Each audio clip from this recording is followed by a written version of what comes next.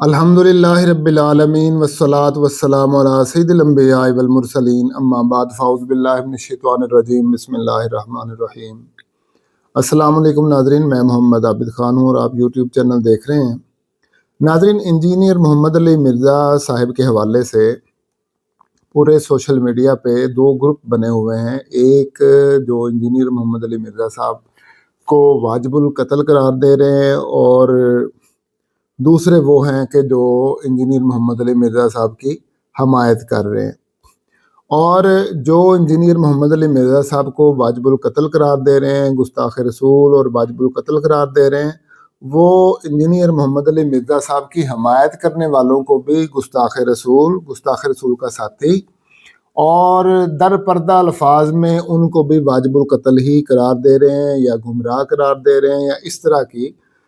مختلف کہ باتیں چل رہی ہیں۔ تو میں ضروری سمجھتا ہوں کہ میں یہاں پہ اپنا موقف دوں کہ ہم کہاں پہ کھڑے ہیں، میں کہاں پہ کھڑا ہوں، اور وہ جو علماء انجینئر محمد علی مرزا صاحب کی حمایت میں جن کے فتوے آئے، جیسے جاوید احمد غامدی صاحب ہیں، حسن الیاس صاحب ہیں، مفتی کامران شہزاد صاحب ہیں، مفتی طارق مسعود صاحب ہیں، اور بنوری ٹاؤن کا فتویٰ آیا، اور اس طریقے سے دیگر علماء کے فتوے آئے، اور جو صحافی حضرات ہیں جیسے ارشاد بھٹی ہو گئے، ساحل ادیم صاحب ہو گئے، اعزاز سید صاحب ہو گئے، اور بھی اس طرح کافی سارے، شاہ زیب خان زادہ صاحب ہو گئے، اور بھی صحافی ہیں کہ جنہوں نے انجینئر محمد علی مرزا صاحب کے حق میں آواز اٹھائی، اور پھر انجینئر محمد علی مرزا صاحب کے اسٹوڈنٹس جو ہے اچھا، اب وہ جو اسٹوڈنٹس ہیں ان کا بھی جو ہے وہ کہاں پہ کھڑے ہیں؟ کیا یہ سارے لوگ انجینئر محمد علی مرزا صاحب کے اوپر جب فتویٰ لگا، گستاخ رسول لوگوں نے ڈکلیئر کر دیا، تو کیا اس کا مطلب یہ ہوا کہ اب انجینئر محمد علی مرزا صاحب گستاخ ہیں تو سارے ہی علماء گستاخ ہو گئے، اور سارے اسٹوڈنٹ بھی گستاخ ہو گئے، اور سارے جو اینکر صحافی جو انجینئر محمد علی مرزا صاحب کی حمایت کر رہے ہیں وہ سارے گستاخ ہو گئے؟ بڑی کریٹیکل صورتحال ہے، بڑی نازک صورتحال ہے۔ یہ مطلب کہنے کا یہ ہے کہ یہ ایک معمولی مسئلہ نہیں ہے، ان لوگوں کے لیے یہ بہت ہی اہمیت کا حامل ہے جو اپنے ایمان کو بہت فوکس کرتے ہیں، اپنے ایمان پر، اپنے عقائد پہ بہت فوکس کرتے ہیں۔ اور دیکھیے، گستاخی کیا کس کی ہے؟ رسول اللہ صلی اللہ تعالیٰ علیہ وسلم کی، اور ہمارا رسول اللہ صلی اللہ تعالیٰ علیہ وسلم کے ساتھ رشتہ کیا ہے؟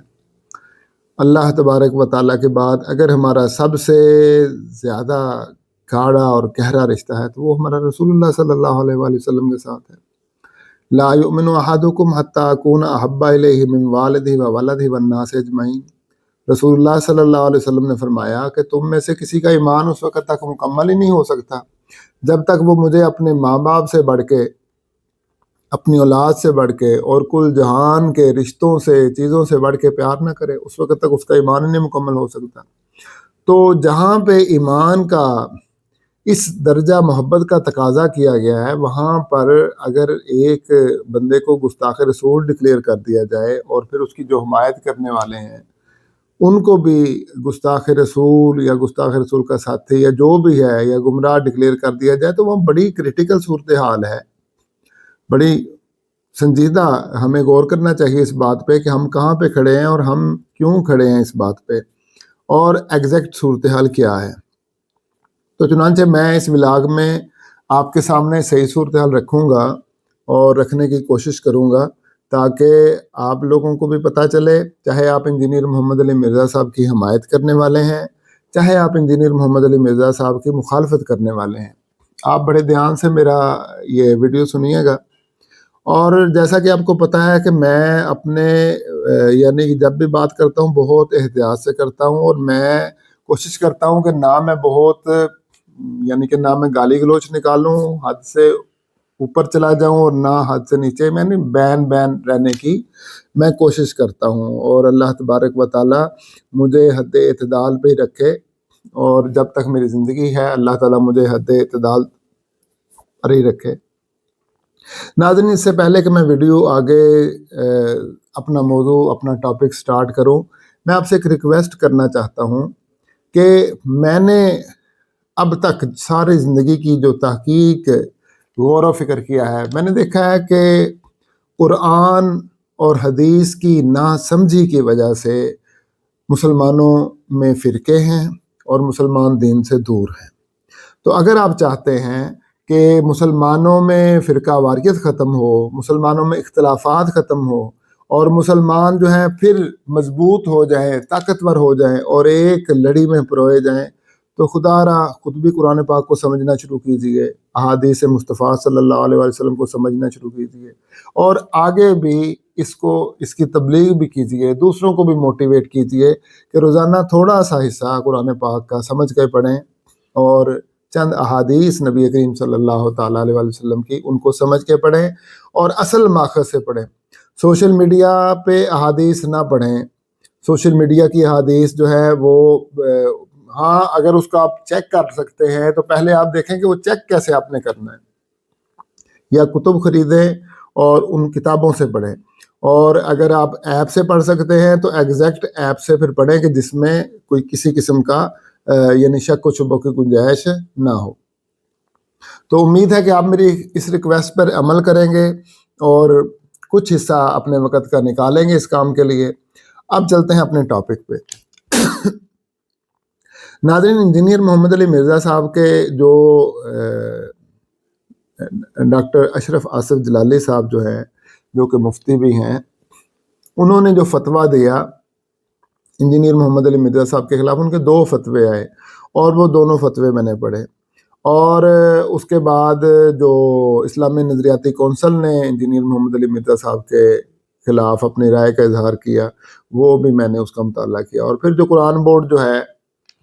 انہوں نے انجینئر محمد علی مرزا صاحب کے خلاف اپنی رائے دی اور گستاخ رسول قرار دیا، محرف قرآن قرار دیا، وہ بھی میں نے ان کی رائے بھی پڑھی، اور دیگر جو تقریباً کوئی 47 یا 55 گستاخیاں انجینئر محمد علی مرزا صاحب کی وہ کوئی فتویٰ علماء کرام نے دیا، وہ سارے اکٹھی کر کے وہ اس کا شور و غوغا میں نے سنا، لیکن میں نیٹ پہ اس کو تلاش نہ کر سکا۔ مجھے یعنی میں نے کہا بھی تھا اپنے جاننے والوں کو کہ مجھے اس کا لنک بھیجیں، لیکن مجھے اس کا لنک مل نہیں سکا، تو میں اس پہ کیا تبصرہ کروں یا کیا بحث کروں۔ یہ میرے پاس ڈاکٹر اشرف آصف جلالی صاحب کے دونوں فتوے پڑے ہوئے ہیں، اور جو اسلامی نظریاتی کونسل کا ہے وہ بھی میں اس پہ پوری بحث کر چکا ہوں، قرآن بورڈ کا بھی آپ کے سامنے بھی بات کر دیتا ہوں۔ سب سے پہلی بات تو یہ ہے کہ وہ جو علماء نے کوئی 47 یا جتنی بھی گستاخیاں والا فتویٰ تھا وہ دیا، میرا سب سے بڑا اعتراض یہ ہے کہ جب آپ ایف آئی آر کٹا رہے تھے تو آپ نے ایف آئی آر میں وہ ساری باتیں کیوں نہیں درج کی؟ تو آپ جو سوشل میڈیا پہ ایک بندے کو گندا کر رہے ہیں اور اس کے خلاف باتیں کر رہے ہیں اور اس کی باتوں کو ایسے گستاخ رسول صلی اللہ علیہ وسلم قرار دے رہے ہیں اور اس کے اوپر بڑی بڑی باتیں کر رہے ہیں، وہ ٹھیک ہے، ساری باتیں آپ کا، ہر بندے کو آزادی اظہار کا حق حاصل ہے، آپ کریں، لیکن جب ایف آئی آر کٹی تو اس میں آپ نے ساری باتیں کیوں نہیں درج کی؟ اگر آپ نے درج کی ہیں تو چلو ان کا بھی وہ ہو جائے گا، ہمارے سامنے تو وہ باتیں نہیں آئیں، میں نے ایف آئی آر جو ہے منگوائی اور میں نے خود بھی پڑھی، تو مجھے تو ایف آئی آر میں کوئی ایسی بات نظر نہیں آئی کہ وہ جو آپ نے 47 گستاخیاں وہ سامنے آئی ہوں۔ میرے سامنے جو باتیں آئی ہیں یہ ڈاکٹر اشرف آصف جلالی صاحب کے فتویٰ جو ہے ان کے حوالے سے اور قرآن بورڈ کے فتوے کے حوالے سے اور اسلامی نظریاتی کونسل نے جو فتویٰ دیا اس کے حوالے سے میرے سامنے جو باتیں آئی ہیں، ایک تو وہی ہے کرسچین کی بیٹی والی بات، وہ جس کو آپ کہہ سکتے ہیں دجال والی بات، اور دوسری ایک بات میرے سامنے جو آئی ہے وہ یہ ہے کہ نبی کریم صلی اللہ تعالیٰ علیہ وسلم، قرآن بورڈ کا جب میں نے پڑھا تو اس میں یہ لکھا ہوا تھا کہ نبی کریم صلی اللہ تعالیٰ علیہ وسلم کو نعوذ باللہ دنیا کا کوئی علم تھا ہی نہیں، آپ کا دنیاوی علم صرف بکریاں چرانے تک محدود تھا۔ یہ 2 باتیں ہو گئیں۔ اچھا، ایک تیسری بات بھی میرے سامنے آئی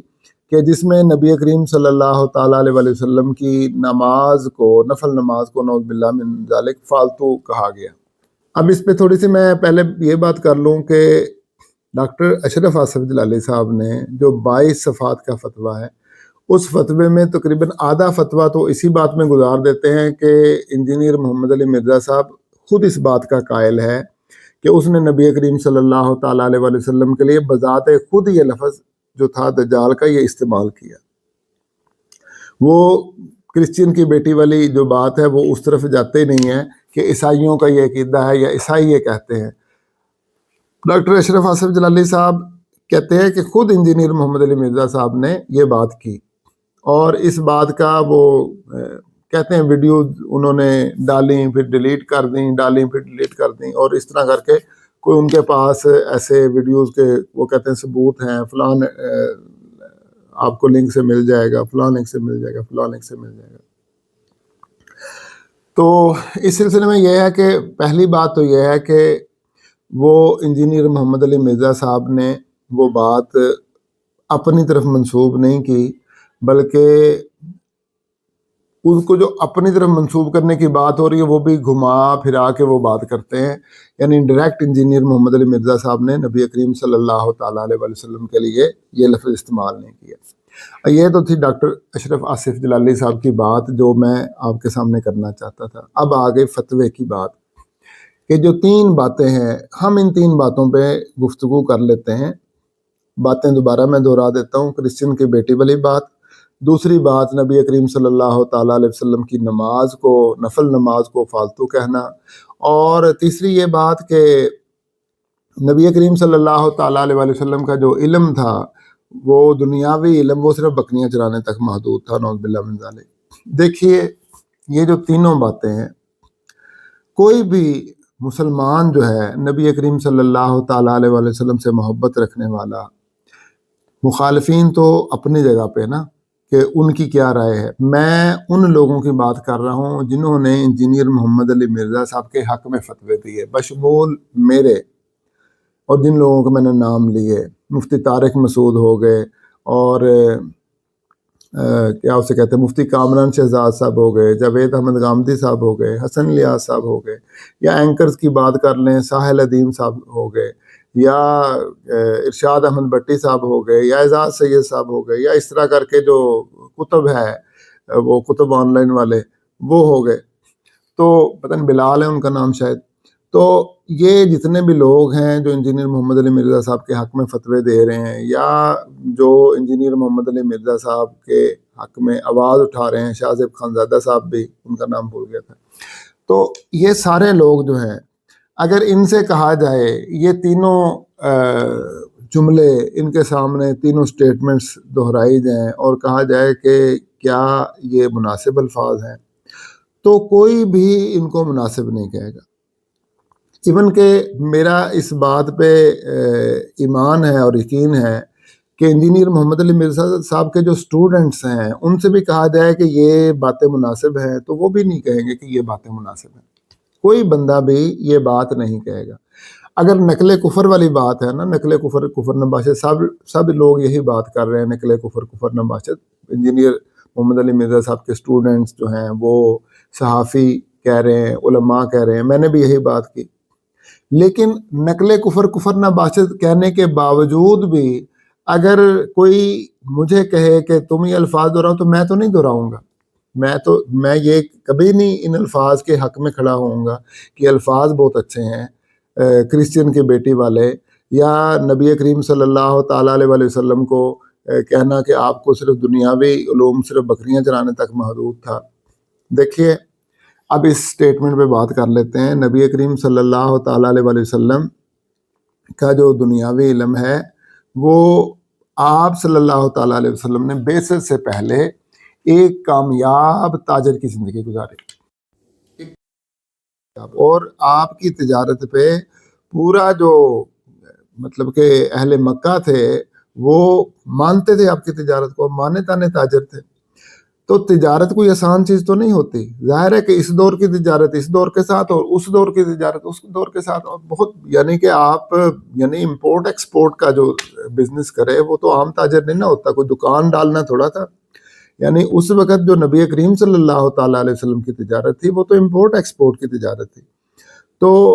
وہ والی تجارت بہت ہائی لیول کی ہوتی ہے، وہ عام بندہ تو کر ہی نہیں سکتا. تو اتنی ہائی لیول کی تجارت کرنا، اور پھر مدینہ یعنی مکہ میں ایک مصلح کا کردار ادا کرنا، ایک یعنی کہ مصلح کا کردار یعنی اتنا آسان تو نہیں ہوتا، مصلح کا کردار ادا کرنا، پھر ہجرت کرنا اور ہجرت کر کے مدینہ طیبہ جانا، پھر مدینہ میں ریاست مدینہ کی بنیاد رکھنا، اور پھر اس ریاست کو ایک کامیاب ریاست میں تبدیل کرنا اور ایک کامیاب ریاست کے طور پہ اس کو چلانا، پھر جنگوں میں غزوات میں سپہ سالاری کرنا، اور پھر ان غزوات کو کامیاب غزوات میں تبدیل کرنا، اور پھر مختلف جو ہے مطلب کہ جنگوں میں صحابہ کرام کو بھیجنا. یعنی آپ صلی اللہ تعالیٰ علیہ وسلم نے تو مطلب کہنے کا یہ ہے کہ وہ ایک شاعر نے کہا ہے کہ وہ کیا نظر تھی جس نے مردوں کو مسیحا کر دیا. کہ نبی کریم صلی اللہ تعالیٰ علیہ وسلم تو کیمیا نظر تھی، بلکہ آپ کیمیا گھر تھے کہ آپ نے جب جو آپ کے مدرسہ نبوت میں پڑھنے والے اسٹوڈنٹ تھے وہ بڑے بڑے سپہ سالار بن گئے. خالد بن ولید رضی اللہ تعالیٰ عنہ کو ساری دنیا سپہ سالار مانتی ہے، اور کس نے آپ کو یہ گر سکھائے، کس نے یہ آپ کو اسٹریٹجی سکھائی؟ نبی کریم صلی اللہ تعالیٰ علیہ وسلم نے. تو آپ صرف سپہ سالار نہیں تھے، بلکہ آپ سپہ سالار پیدا کرنے والے تھے، سپہ سالاروں کی تربیت کرنے والے تھے. نبی کریم صلی اللہ تعالیٰ علیہ وسلم صرف آپ ایک ریاست کے فرمانروا نہیں تھے، بلکہ نبی کریم صلی اللہ تعالیٰ علیہ وسلم ایسے لوگوں کو پیدا کرنے والے تھے کہ جو مطلب تربیت کرنے والے تھے کہ جو لوگ دوسرے علاقوں میں گورنر بنا کر بھیجتے تھے نبی کریم صلی اللہ تعالیٰ علیہ وسلم، تو ان کو آپ ساری ہدایات دیتے، سارا طریقہ ان کو بتاتے. تو جو ابوبکر صدیق رضی اللہ تعالیٰ عنہ، عمر فاروق رضی اللہ تعالیٰ عنہ، عثمان غنی رضی اللہ تعالیٰ عنہ، حضرت علی شیر خدا، حیدر قرار رضی اللہ تعالیٰ عنہ، تو یہ جو انہوں کے جوہر ہیں وہ جو نظر آتے ہیں وہ نبی کریم صلی اللہ تعالیٰ علیہ وسلم کے ہی تربیت یافتہ تھے یہ لوگ. تو یہ صرف دینی معاملات نہیں تھے، دنیاوی معاملات بھی تھے، بہت زیادہ دنیاوی معاملات تھے. یعنی جو فرمانروا ہوتا ہے وہ پولیٹکس ٹاپ کلاس چیز ہوتی ہے، پھر دیگر ممالک کے بادشاہوں کے ساتھ مراسم قائم کرنا، ان کے ساتھ سفارت کاری کرنا. حضور صلی اللہ تعالیٰ علیہ وسلم سکھاتے تھے صحابہ کرام رضوان اللہ تعالیٰ علیہم اجمعین کو کہ سفارت کاری کیسے کی جاتی ہے. تو یہ ایک نہیں، ہزاروں میٹر ہیں دنیاوی جس میں نبی کریم صلی اللہ تعالیٰ علیہ وسلم جو ہے آپ کیا تھے، آپ یعنی کہ اس کے اوپر دسترس رکھتے تھے، مکمل دسترس رکھتے تھے. تو پھر ایسی یعنی آپ کی شخصیت ہو اور آپ کو کہا جائے کہ آپ کا دنیاوی علم صرف بکریاں چرانے تک محدود تھا، تو یہ کوئی مناسب کلمہ نہیں ہے. اس کو کوئی بھی جسٹیفائی نہیں کر سکتا، چاہے وہ کوئی عالم ہو، چاہے وہ کوئی اینکر ہو، چاہے کوئی وہ انجینئر محمد علی مرزا صاحب کا اسٹوڈنٹ ہی کیوں نہ ہو، وہ بھی نہیں جسٹیفائی کر سکتے، کوئی بھی نہیں جسٹیفائی کرے گا. اسی طریقے سے نبی کریم صلی اللہ تعالیٰ علیہ وسلم کی جو نفل نماز ہے اس کو مطلب فالتو کہنا میں نہیں جسٹیفائی کرتا، اس چیز کو کوئی بھی نہیں جسٹیفائی کرے گا. مطلب انجینئر صاحب کے اسٹوڈنٹس جو ہیں، اور کیا اسے کہتے ہیں، انجینئر صاحب کے اسٹوڈنٹس ہو گئے، آپ ان کے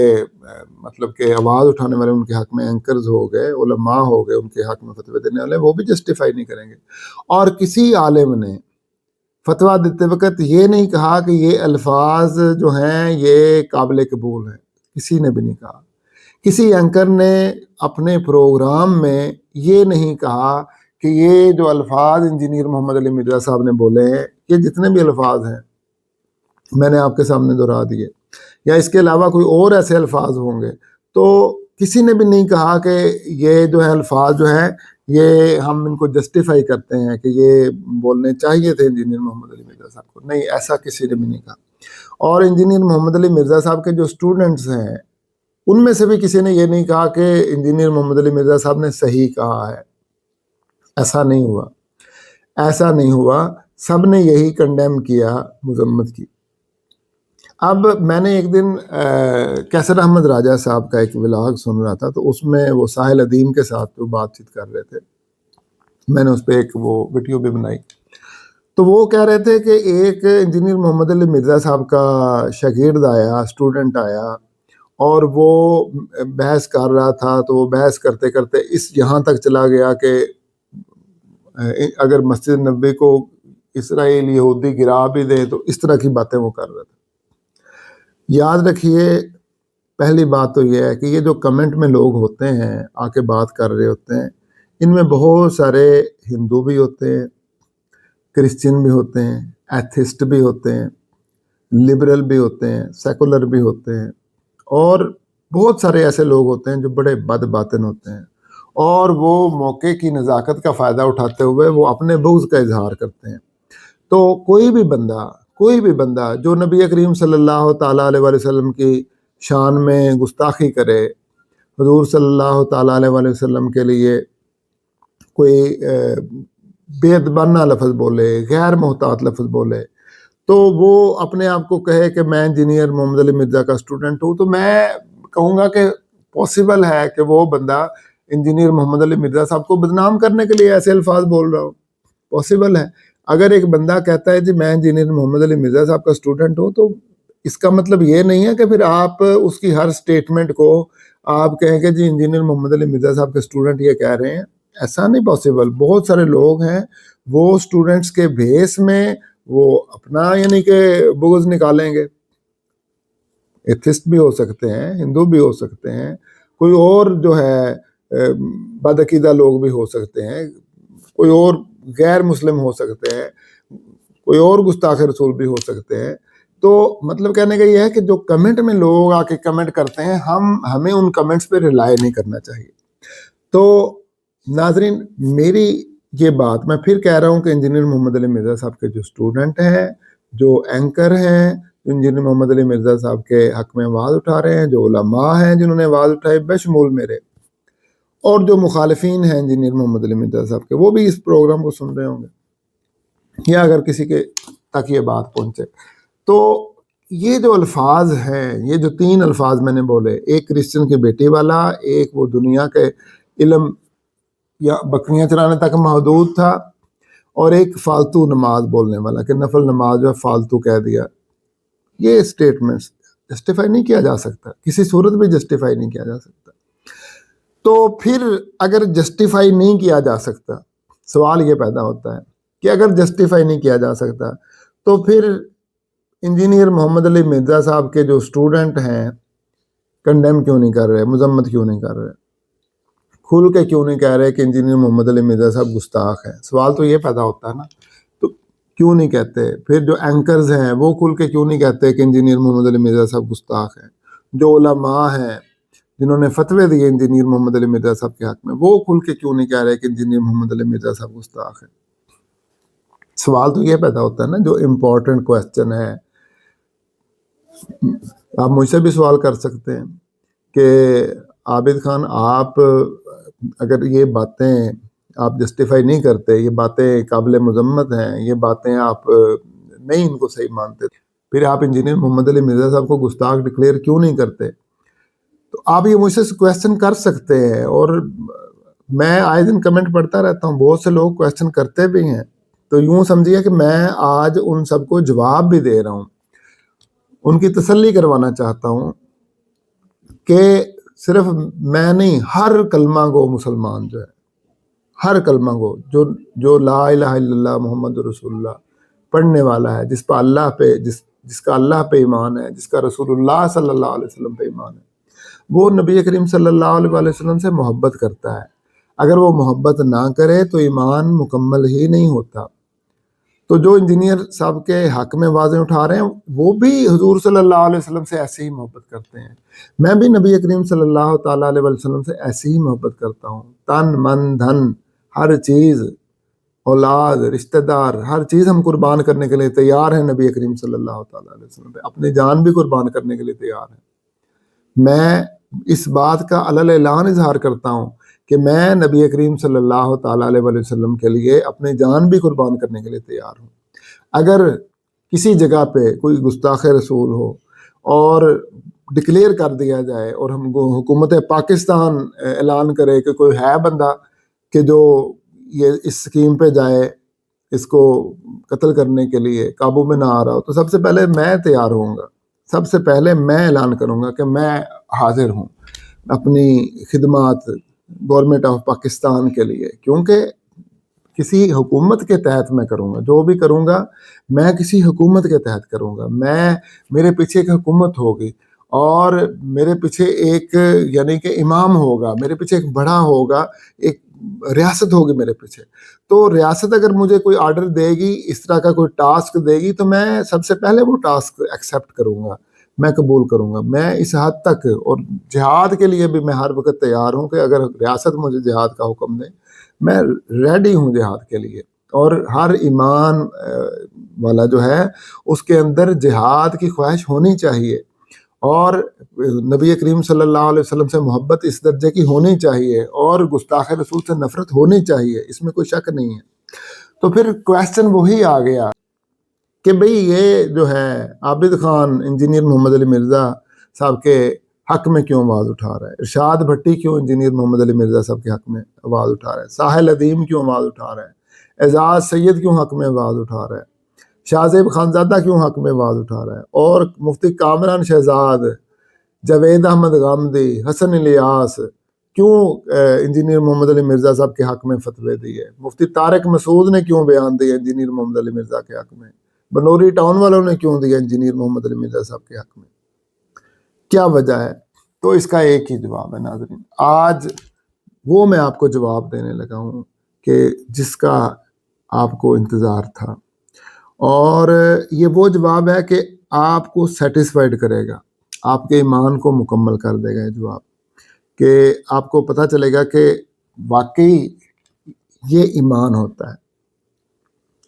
تو ناظرین اس کا جواب یہ ہے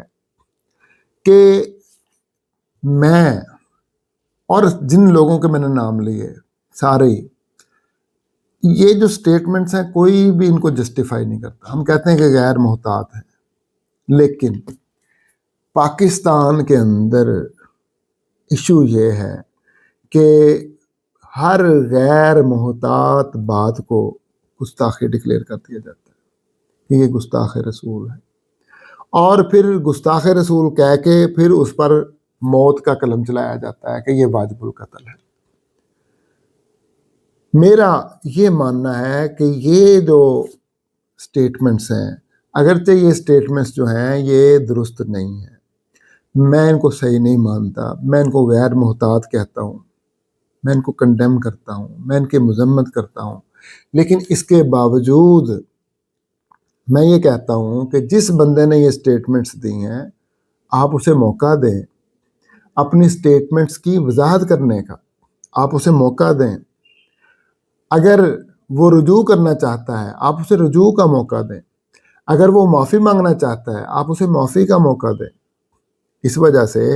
کہ ہمارا دین جو ہے وہ اتنا سخت نہیں ہے کہ وہ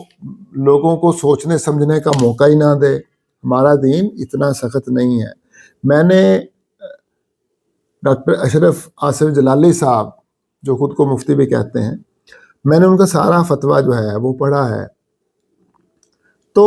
نبی کریم صلی اللہ تعالیٰ علیہ وسلم کے دور میں جو شخص آیا نبی کریم صلی اللہ تعالیٰ علیہ وسلم کے پاس، اور اس نے حضور صلی اللہ تعالیٰ علیہ وسلم کو آ کر کہا اتقے یا رسول اللہ، یا رسول اللہ اللہ سے ڈریے صلی اللہ علیہ وسلم۔ خالد بن ولید رضی اللہ تعالیٰ عنہ آگے بڑھے اور کہا یا رسول اللہ میں اسے قتل نہ کر دوں، نبی کریم صلی اللہ علیہ وسلم نے فرمایا لعلہ ان یکون یصلی، ہو سکتا ہے وہ نماز پڑھتا ہو سکتا ہے وہ نماز پڑھتا ہو۔ تو اس کے بعد جو ہے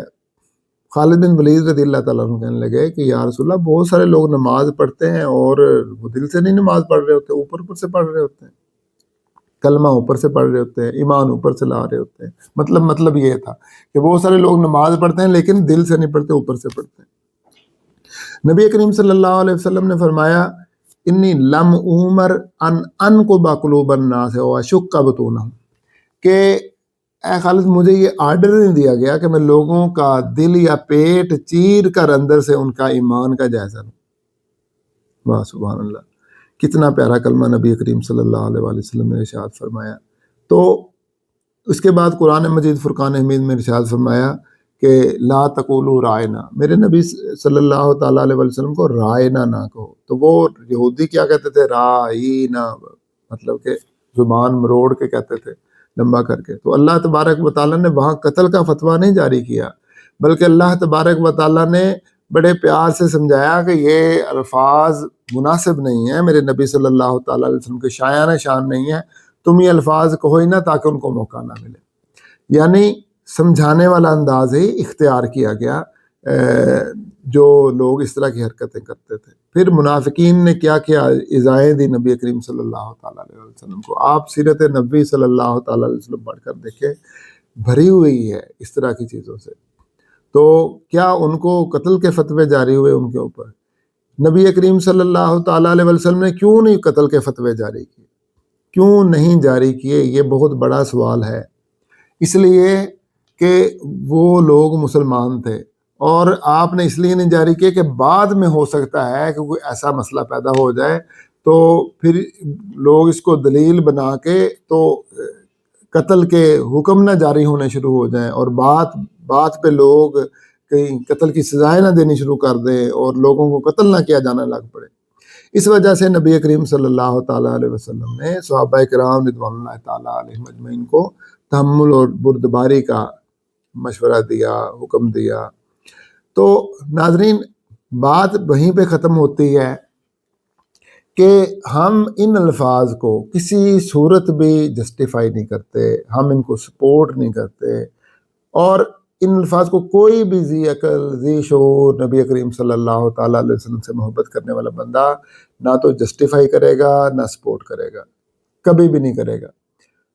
ہم صرف یہ چاہتے ہیں کہ انجینئر محمد علی مرزا صاحب جو ہیں ان کے یہ الفاظ ہیں نا، ان کا موقف لیں کہ وہ کیا کہتے ہیں. اگر وہ رجوع کرنا چاہتے ہیں انہیں رجوع کا موقع دیا جائے. اگر وہ کوئی ایسا مسئلہ ہوتا ہے کہ وہ کہتے ہیں مجھے معافی دی جائے تو ان کو معاف کیا جائے، اور تاکہ دوبارہ جو ہے وہ کوئی ایسا یعنی زبان احتیاط سے استعمال کریں، نہ اس طریقے سے یعنی کہ تھوڑا سا وہ آ جاتے ہیں سخت لہجے میں بات کرنا شروع کر دیتے ہیں، تو اس طرح تھوڑا سا لہجہ نرم کر لیں. تو میں نے اپنا سٹیٹمنٹ دیا، میں نے اپنا موقف پیش کیا، اور امید ہے کہ جو انجینئر محمد علی مرزا صاحب کے مخالفین ہیں ان کو بھی میرا موقف سمجھ آ گیا ہوگا، اور جو اسٹوڈنٹس ہیں، چاہنے والے ہیں، اور جو اینکرز ہیں، اور جو مطلب کہ جو علماء ہیں انجینئر محمد علی مرزا صاحب کے حق میں، ان کو بھی میری بات سمجھ آ گئی ہوگی کہ ہم کہاں پہ کھڑے ہیں اور ہم کیوں انجینئر محمد علی مرزا صاحب کے حق میں آواز اٹھا رہے ہیں، اور اس کے پیچھے ریزن کیا ہے، ہم کیا چاہتے ہیں. ناظرین، ہم یہ بالکل نہیں چاہتے کہ نبی کریم صلی اللہ تعالیٰ علیہ وسلم کے جو گستاخ ہیں وہ ان کو شے دی جائے، ان کو بار بار مواقع دیے جائیں، اور ان کی حوصلہ افزائی کی جائے. بالکل حوصلہ افزائی کے ہم سخت خلاف ہیں، ہم نہیں حوصلہ افزائی چاہتے، لیکن ہم یہ بھی چاہتے ہیں کہ ایک اعتدال کی فضا قائم کی جائے، ایک رواداری کی فضا قائم کی جائے، ایک سمجھنے اور سمجھانے کی فضا قائم کی جائے. اور اگر کسی شخص نے ایسا کچھ جملے بولے ہیں اس سے پوچھا جائے کہ تو نے یہ جملے بولے ہیں، تو نے کیوں بولے ہیں، تیرے پیچھے ریزن کیا تھی، تو کیا چاہتا تھا، وہ اپنی بات کا موقف پیش کرے، اور یہ اس بندے کا حق ہے.